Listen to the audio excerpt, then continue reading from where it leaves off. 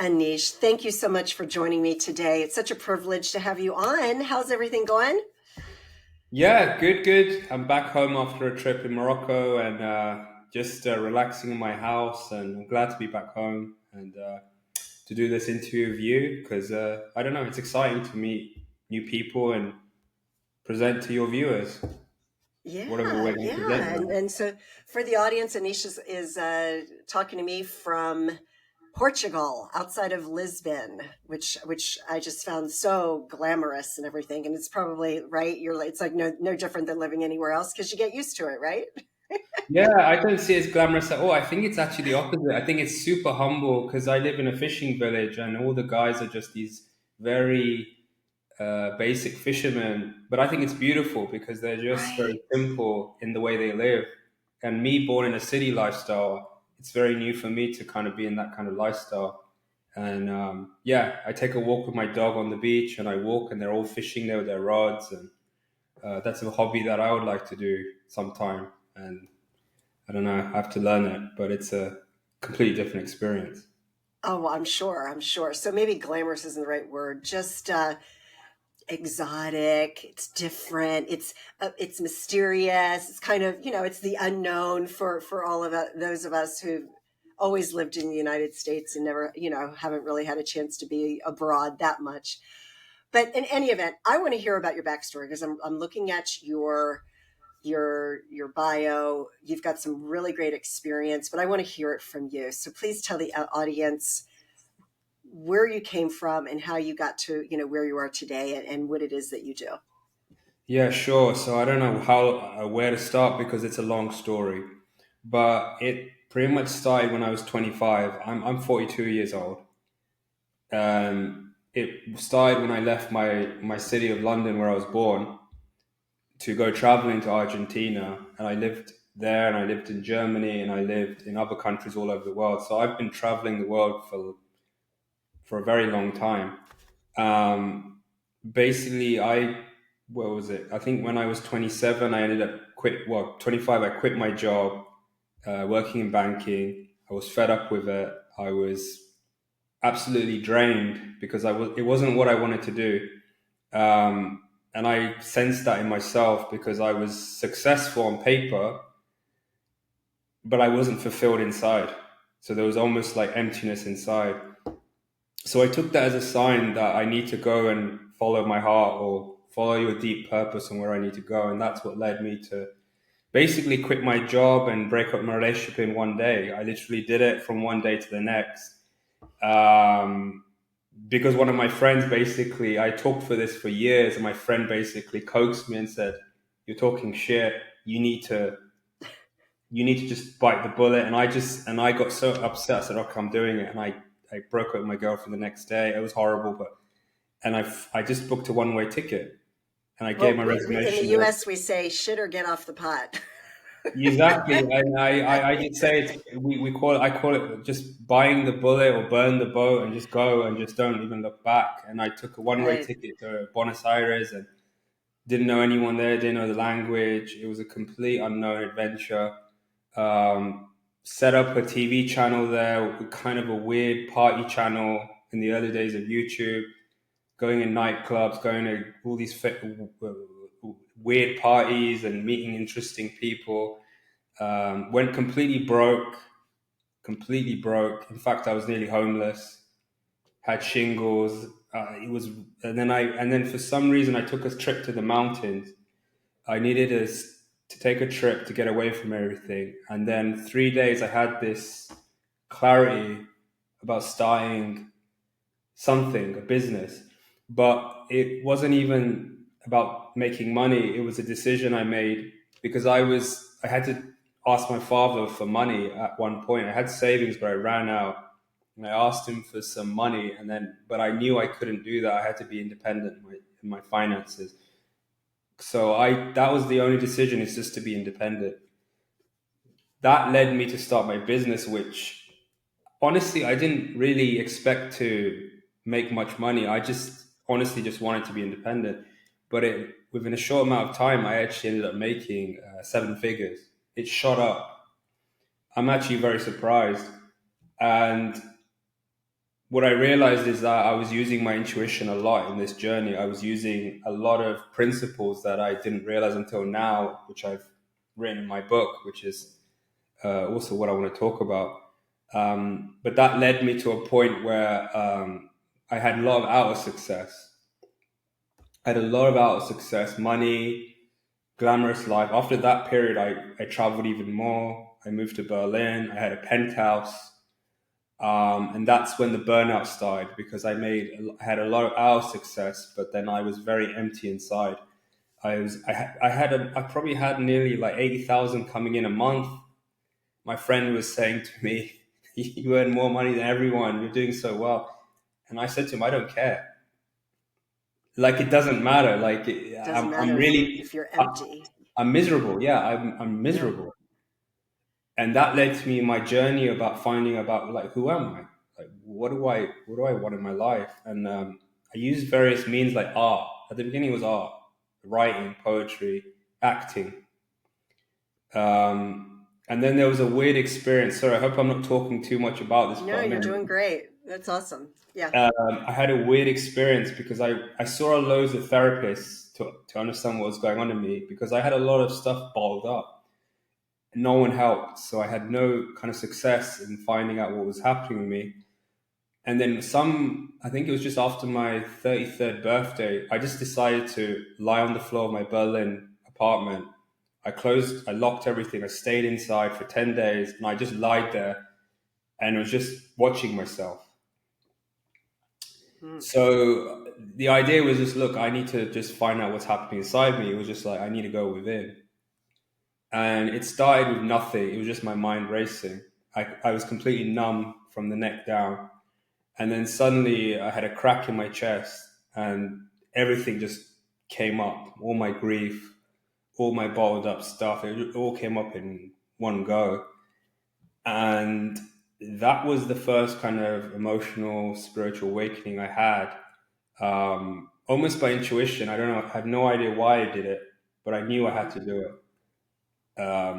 It opened up a whole new world for me where I was completely emotionally open. So you want to call it empath or sensitivity. That's my starting point into that journey. Because before that, I was completely numb. I had a lot of drug addiction. I had alcohol addiction. I had sex addiction. I had all these things I was using to escape the pain that was inside me. And after that point, it opened a whole new complete world for me because I felt things. I could feel people's emotions. I felt everything. Um, and then I studied to be an actor. So I had a business, but I said I want to go into acting because it was a way to connect to myself. And I also always wanted to be an actor since I was a kid. Went through the acting period to get to understand myself deeper. And somewhere between there, I started going on a self help personal journey for I think it was the next 7 years, where I was just spending so much money on courses, on coaches, masters. I just went gung ho into anything. This is like part of my personality. When I want to understand something, I just go deep into it. So it I'm the seems same mad. way. So that's why I'm laughing because I do the same thing. Yeah, I mean, I probably spent. I'm not boasting, but it was. I think I'm pretty stupid for doing it, but I probably spent $300,000-400,000 on courses and things to understand this. Because once the Pandora's box is open, then all your problems appear. So all your suffering appears, and you're like, oh my god, how do I deal with all this? It's like, so I studied various modalities like somatic experiencing. I studied energy work. I experimented with Reiki, all sorts of things. Qigong. I went to fly around the world to study with various gurus, masters. And so I thought at one level I was improving. So in personal development, it's about somehow improving growth, that kind of thing. And then what happened in the I think during COVID, it happened. I hit this complete meltdown where I realized I hadn't gone anywhere. So I tricked myself in thinking I was getting better, but I was still miserable inside. There was something I wasn't completely tackling. And so I had 4 years ago. I went to a cabin in Portugal, and I just had a complete spiritual crash. And after that period, something very mysterious happened. I started feeling a lot of peace, um, and I realized everything was actually here right now in the present. And it sounds very strange, but I probably hit something that I needed to go down into that I had been avoiding, the so-called root of a lot of the pain that I was experiencing. And I call these things a spiral. So I've written a book and I talk about this. It's about we're going down this ever deepening spiral, and we're hitting checkpoints where we're actually evolving. So people call these midlife crisis or dark night of the soul. And when you hit one major part of these, that's when your whole ego or part of your ego collapses. So what I realized was me being a go-getter, trying to be better, was my ego protecting myself from what I needed to actually go into, which was the pain. And I realized, oh, my whole life was about being someone or being better, and it was a complete lie. And the only truth is that you can be with what is here right now, and the success is here already. There is nothing to chase outside. This is something people understand, obviously, in their head and stuff. But this was when I actually really experienced it in my body for the first time. And the teachers of spiritual teachers call this presence, because I never knew. I heard this word, but I didn't really know what it was until I had this experience. And I call these things resets. So people have, there's a word called reset. People go through these resets where they go through major transitions. And these are all ways of how we deepen deeper into who we are, Yeah, deeper into who we really are inside. And it's an ever growing process because we're always breaking parts of our ego and releasing and releasing and releasing.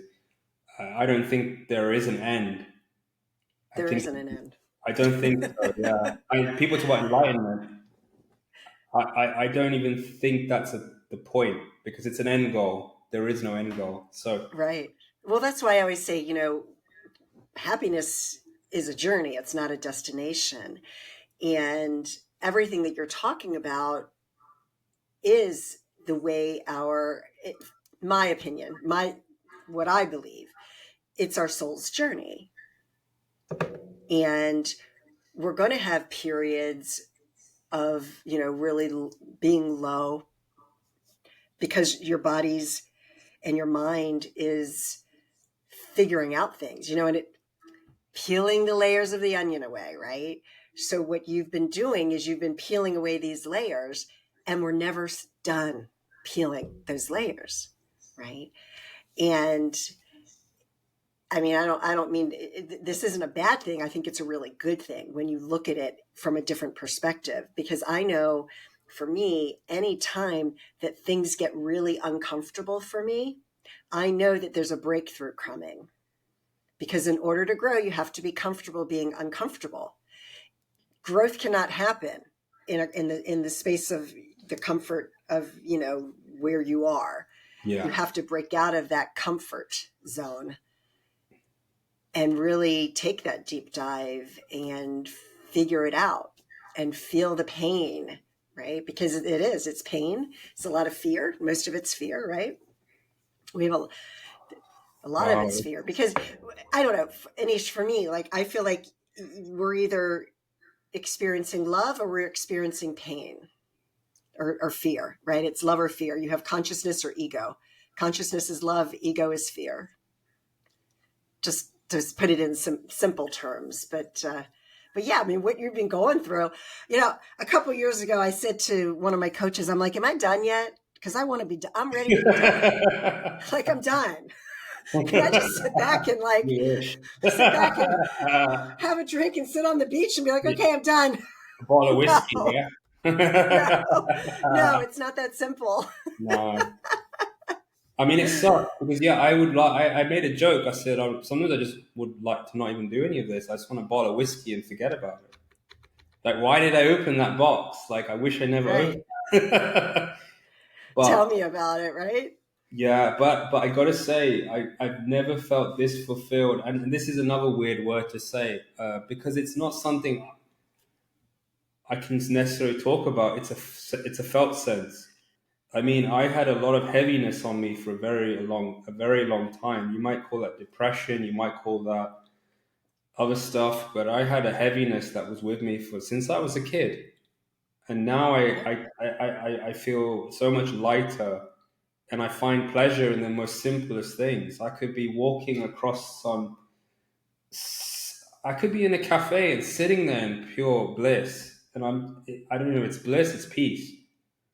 I never had this in my entire life. I don't know what to. I was like, what's going on? I had a teacher. The last teacher, I got to give him credit because he was the one who told me about presence, and he had this feeling in his body, and I could never understand what he was talking about until I had this. You call it breakthrough. I call it reset point. I never could understand it till this part of my life, and it kind of takes away all the pressures we put on ourselves to be somewhere else or succeed. And I feel like there's a big pressure for a lot of people right now in social media. And even when I look at it, I'm like, there's a big striving to get somewhere rather enjoying than where things are right now. And that's kind of why I came into teaching because it started in 2020. I was teaching people already because I wanted to kind of help people. People were struggling. And then I kind of avoided it after I went through my crash. And I just thought, oh, fuck, I don't want to be a teacher. Like, I don't know shit. Like, I haven't even sorted myself out yet. Like, why would and then later, and I'm just realizing more and more, like, oh, I'm avoiding this. That I, especially writing a book, because I just finished a book which talks all about this. I had a deep fear of doing that because I didn't feel what I had to talk about meant anything. Um, but then I knew that was fear, and that's a good reason to do it. And when you have massive fear about anything, that means you should do it That's because right. it's saying like that's got a lot of power behind it. That fear is actually it's actually power Right. because all our suffering is actually potential, and that's what I talk about. It's actually using your suffering to propel yourself towards your potential and not avoid it. Yeah. Well, it's always going to be there, number one. And it's about discerning it, right? So you realize you're afraid and you got to look at it. Okay, this is fear. Where's this coming from? Is it because what happens is you may feel the fear and then we start making up stories, Yeah. right? We start making up stories. Oh, well, this could happen or that could happen, right? You just start making up stuff. And so it's about discernment and recognizing it for what it is and realizing that you have a choice. You can either use that fear to squash what it is that you want to accomplish, or you can use it to propel you forward.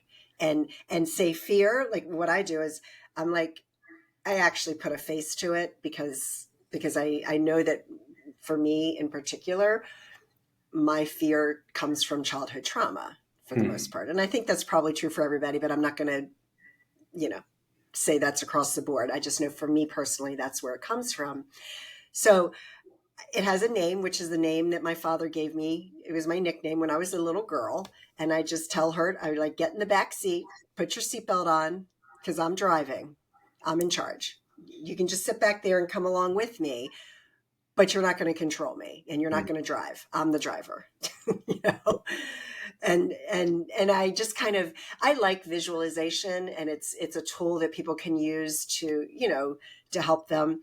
And I started using this with fear because I know for me personally, fear shows up more often than not Hmm. because I'm a go-getter, because I have my own business, because I'm working on exciting projects and right, when you have all these things going on that are amazing, there's going to be fear. And so for me, it's the fear of, am I, putting aside the perfectionism. Okay, it doesn't have to be perfect, right? All of those little things, you know. Yeah, it's I mean the strongest form of fear is shame. Oh yeah. That's the one I was battling with because especially in COVID, I was battling that one particularly, especially towards my sexuality because I had a big sexual trauma I didn't even know about when I Mm. was 4 years old, Oh no. which I'd conquered, which had basically been holding me down for a long time, and that was an excruciating experience. Um, and it was tied to race too, which is interesting because a lot of that sexual shame is tied to my racial identity. Mm. So people talk about racism and racial prejudice. I mean, a lot of that's tied to shame, about shame of their own race and identity. So my sexuality was linked to all three of those. That's my experience. I don't know if that's for everyone. What I realized, I had those three tied in. Once I had actually gone into that, a lot of my fear of being judged because of my race kind of disappeared. Especially me being okay with my skin color. And I used to have lot more stigma about that when I was out and about and feeling people judge me because I'm a person of color. It doesn't really bother me as much. I mean, it comes in, like it doesn't go away. The Hmm. thought comes in, but it doesn't charge. There's no charge to it anymore. Yeah. So what do you do when you have those things that come up? Because, those are pretty big things. That's your identity. So what tools do you use to help you to put those aside and restore your peace? So I have this. What I realized, because people talk about meditation, and there's a bit of a misconception of what that is. Because meditation is not about doing anything, it's about letting things come up. So we're sitting with ourselves. I talked about Berlin, where I sat on the floor. I was just observing what was happening inside and watch my ego trying to get in the way. Because let's say we're like, this is the analogy I use. We're a container. We're like a glass or of water filled with junk.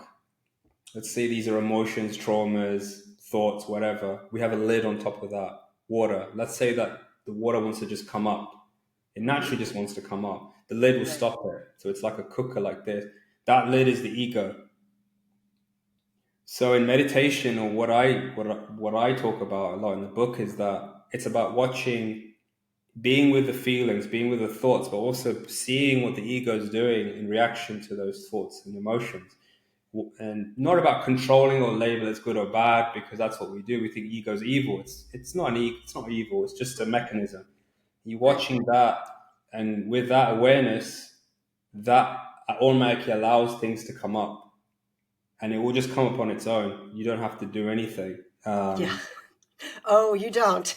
You don't have to summon it. It's going to show up. Yeah, I mean, you can summon it. You can ask yourself questions. Like I'll tell you one thing. Like when I healed my, I know you're going to ask about the racial thing, but I'll get to that in a minute.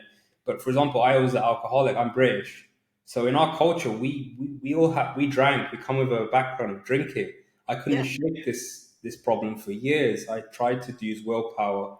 It didn't work. So what happened one day was I was meditating. I just asked myself a question: when did this start? When did I start drinking? And then my memory brought back a moment with my father and my brother-in-law. And I was only 16 or 15 years old, and I loved drinking soft drinks. And they said to me, "Oh, here's a beer.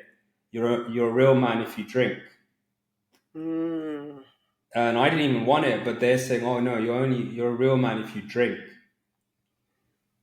So when I got in touch with that memory and the feelings associated with that, I stopped drinking Yeah. from next day, one day to the next. I don't think it's as simple as that, what happened, because I spent a lot of years before that meditating a lot. So I was in my body. So this is another key component. Um, when we are actually in present in our entire body, that's when we can actually release the deepest pain and roots. A lot of people meditate up here in their head. So they'll be sitting there on the meditation mat and they're like, I'm meditating, but they're present only on this part of the body. And if you have pain trapped in other parts of the body, you won't release that pain because you're just cycling through things up here. Hmm. So for you to actually release the deepest pain, you need to be fully present in all part of your body. That requires a lot of time to drop down into your body, or what I call the container. So you can be completely present with the whole body. And that allows all the deep stuff to come up. It requires a lot of patience. That's how I got in touch with my sexual trauma. I was completely cut off from my lower body. I was feeling a lot of stuff on my chest and my stomach. I didn't feel anything in my lower body. So the psychologists call this hip. I think it's hip pelvic split. It's when someone feels a lot in their heart and they're like, "Oh, I feel a lot of love and I feel a lot of oneness," but they don't feel anything in their lower body. So a lot of things like sexual trauma, a lot of violent trauma can be stored in the lower body. So I had this when I went through my spiritual seeking stage. I was doing a lot of what do you call these spiritual pseudo spiritual work. I don't know if you know what this is. It's like, oh, I'm doing spiritual work, but it's not really healing anything. It's because I've cut myself off at one level of my body. When I started actually getting deeper into my body, I actually started feeling things around my genital areas and my buttocks. A lot of trauma was stored in these areas. And once I got in touch with that, that's where the real root was stored. A lot of uh, identity as a man, a lot of identity as who I was all in my whole genital area. Yeah.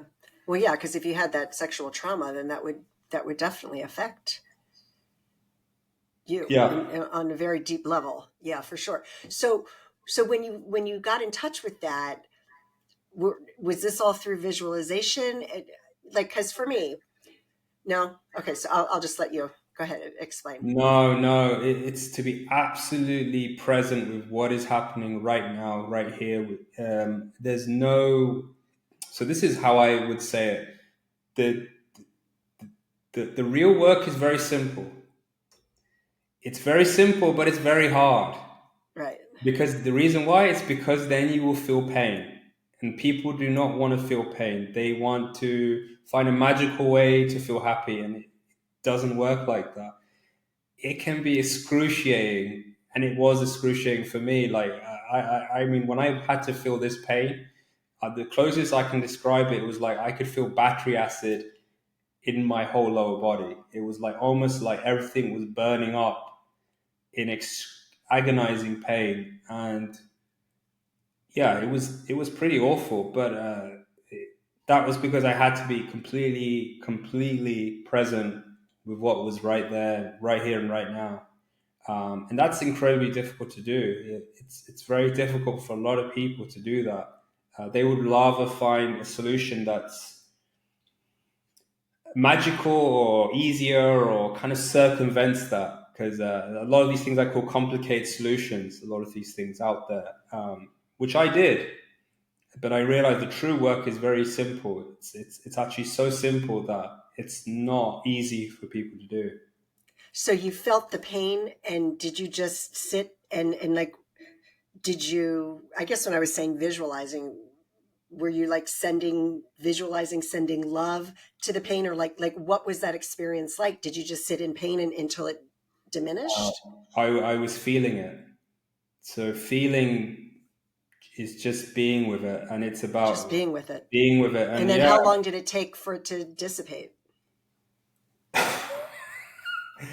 well, I was working with a somatic therapist, so I mean, it was an ongoing thing. I mean, the whole year I had to go with it. It was Oh, okay. So this was like multiple sessions multiple of things and experiencing sitting with this. myself and going into it every day. Because the thing is, it's not something that will go in 1 minute or 30 minutes Right. or 1 hour, because the root is so deep. Can you imagine all the things that are built on top of it, all the conditioning that gets built on it? Yep. and it's like right down there. It's right at the bottom, and it takes time for you to go deeper, deeper, deeper, deeper, and then just let it come up. So it requires time and patience, and it helps to work with someone who actually who can understand or relate to this kind of experience, because you can kind of you copy their embodiment, and sometimes with some teachers you can release things faster. With others, maybe not as much. Some teachers you can make it worse, because I was in a lot of tantra. Do you know what tantra is? Hmm. Okay, so tantra space is very interesting, because I did that for a few years because I was trying to heal my sexual shame, Right. and a lot of those practices were actually circumventing it completely. In fact, I noticed a lot of the people who were doing this had sexual traumas too. Yeah. A lot of them. That's probably why I was there, because I was attracting a lot of That's that. exactly right. Yeah, That's a lot right. of women I was dating had sexual trauma. I started noticing. I was like, oh, this is Well, interesting. because you trauma bond. Yeah, exactly. That's real. That is very, This is very very real. real. Trauma bonding is very real, and people don't even know that they're doing it. Yeah, and I mean, once I healed that, I didn't. I think the last woman I dated, she had some sexual trauma, but not as bad. She was much more healthier in her body than a lot of the other women I'd been with, which was a good sign. But yeah, to go through that process really meant I had to be simple and sit with myself and actually go and take the time to get deep into my body and feel through it all the way. It requires a lot of courage, and it Yes. requires support, because it's not an easy thing to go through. And especially with sexuality, it's not talked about, especially with men. No, it's not. No, for a man to admit he was sexually abused, it's getting more and more, but it's not that much. It's not. It's a big taboo, because it's shameful for a man to have gone through that. I know a lot of And women. it happens more often than we know about. Yeah, it happens a lot actually. That leads to a lot of this. I work with a lot of men actually. When I was healing this, I noticed a lot of men had this problem, sexual trauma, and they were struggling to talk about it. I think only one guy I worked with could admit it. He goes, I was sexually abused." Most of the people I talked to, even when I shared this, would feel completely uncomfortable to Yeah. talk about this, because it's quite common, and it's very strong, because that stuff is tied into our whole gender identity and our whole. I don't know. I think it's even tied into our identity as a whole. It's very, very deep. Oh, for sure. Because, when things like that happen when you're little, let's just say not even sexual abuse, just like being beaten, Hmm. it changes you. They've proven it scientifically. It's, a smack on the bottom to a little kid isn't as bad as a smack across the face. Like, that is the worst thing you can do to another human being, is slap them across the face. In terms of, because if you slap a person across the face, that really affects emotionally, it, like, on every single area there is, it's going to affect the way you view that other person. It's going to affect, it's like very demeaning. I remember I read a whole study on it, and I'm not giving this study any justice at all, but there's been studies on that. And so even just something as simple as that is just, like a simple discipline with a child, whether it's smacking in the face or smacking on the bottom, can have severe repercussions of for that person. Definitely, definitely. I So mean, take it to the sexual level, that's going to amplify that, a thousandfold. yeah. Well, I had that too. I got physically hit, because I come from Asian background. I come from Indian background. Back in the, I mean, I was born in 1982. So in that day, yeah, especially in Asian culture, yeah, I was smacked Oh on yeah. the face, Mm-hmm. and pretty badly. And Mm-hmm. Same. I'm not laughing because it's funny. I'm laughing because it's ironic, because we've come so far since then. Now Yes, we you have. you can't do that. But it's Well, I think that people still do it, but it's a choice yeah. that, like, for me, because I was beaten by my mom and my dad. My mom, not as bad. She was more of a face slapper, but my father was beaten like borderline physical abuse beatings. Mm. And when my son was a baby, I got very upset because I couldn't get him to stop crying. And I was starting to become enraged. And I wanted to just throw him in his crib. And and just something hit me and I'm like, mm-mm. I gently put him down in his crib. I walked out. I went and saw his father and I just said, I am never going to touch that child. And he's now 24 and he's never been hit. Because I was like, I need to break the cycle because things like that are so generational when you think about it, right? Like my whole family's from England. Mm. Um, and that's all they knew. That's what they did, right? That's how you kept people in line. We didn't know any better, Yeah. you know. And it's very generational. So like for me personally, I decided that I was not going to hit my child because I wanted to break that trauma cycle so that my grandchildren have a better chance of, not experiencing that.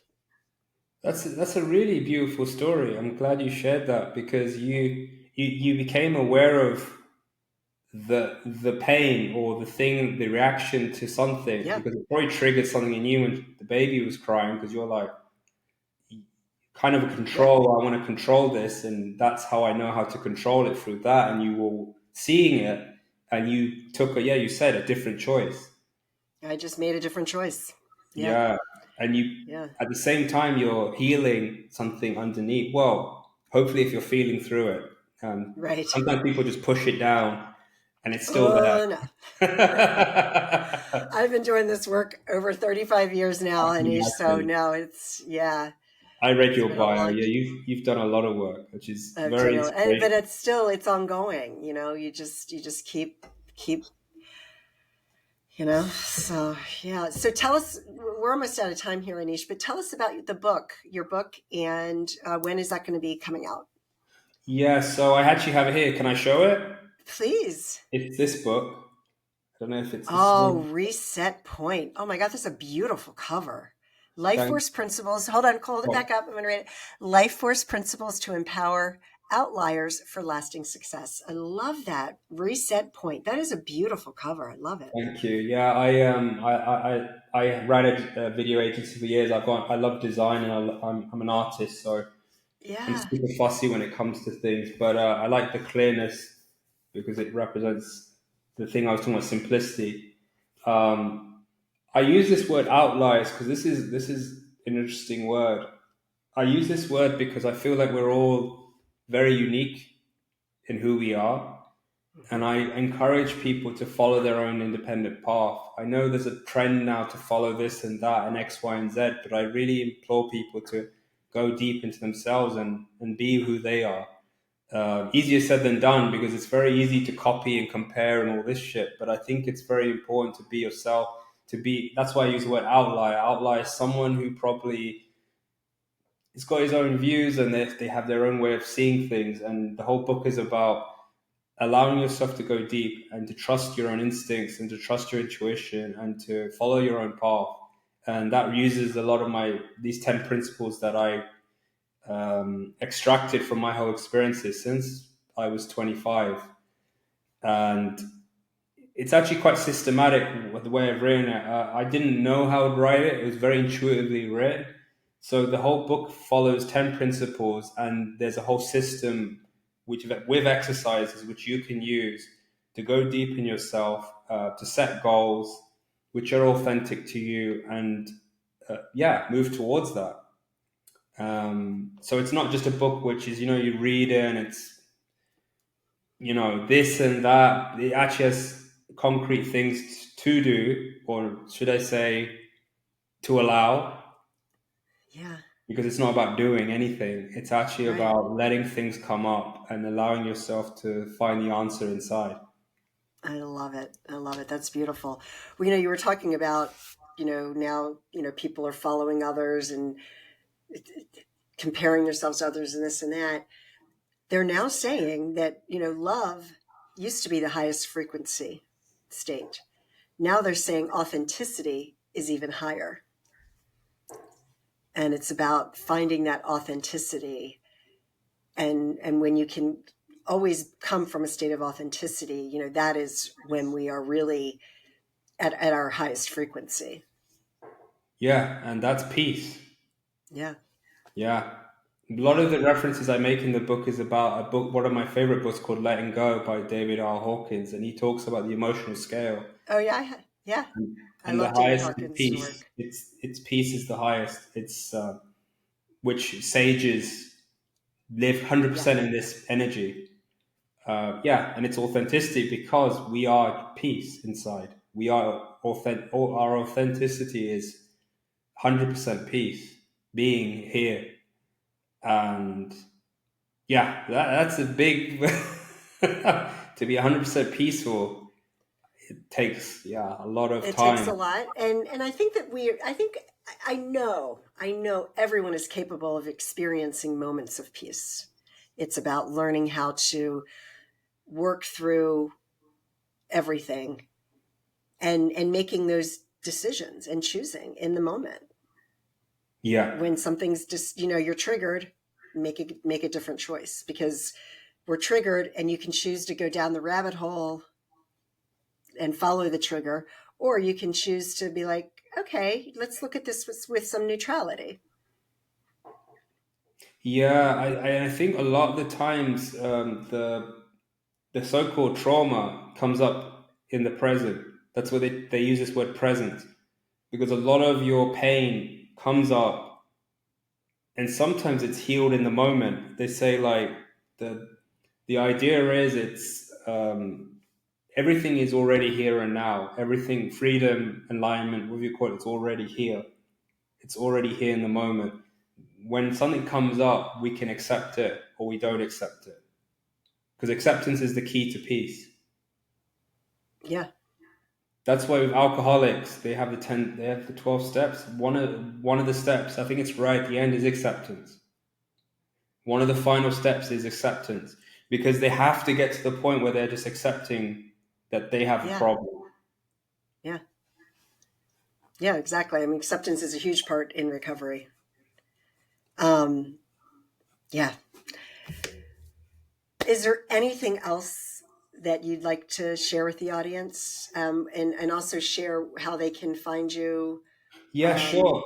My and website is yeah, learn about learn more about what you do. yeah, sure. My website is anishcpatel.com. You can find the book there and everything else and who I am and what my story is and yeah, they can reach out or not. And yeah, but it's been an absolute pleasure. I don't even. I just enjoyed this Yeah, conversation. It didn't feel like a podcast. So thank you so right. much Well, for. that's and yes, folks. So Anish told me beforehand that this was his first podcast interview. I think he did a great job, and I'm sure you would agree. So yeah, so check out his website. The link will be in the show notes. And I just want to thank you from the bottom of my heart and for being so vulnerable and talking about your experience. So thank you so much. Yeah, and you too. Thank you for sharing some of your stories. So it's Thank you. absolute privilege to hear that as well, and knowing someone else. And um, yeah, no, I enjoyed it. It was amazing. Thank you. Awesome. All right, folks. Thank you so much for listening today. And as always, may you and your family be happy and healthy, and that your lives are filled with massive abundance. All right. Take care, everyone.